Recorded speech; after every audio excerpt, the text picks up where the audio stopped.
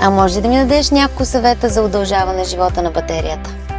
Диапазона между 20 и 80% е хубаво да бъде спазван, тъй като в тези граници е най-благоприятно здравето на батерията при зареждане.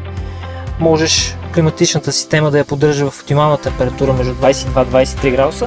Това просто ще помогне на цялата система да работи в по-оптимален прозорец и съответно разхода на енергия да бъде също по-малък.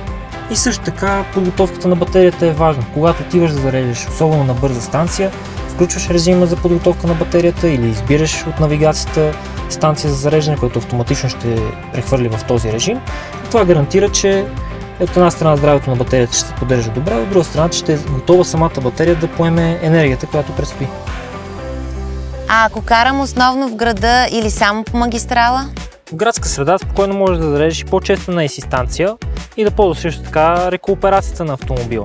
От друга страна, при магистрално каране можеш добре да планираш DC зареждане на бърза станция, съответно можеш да зарежеш просто между 20 и 80%, за да е най-оптимално като време и като пробък.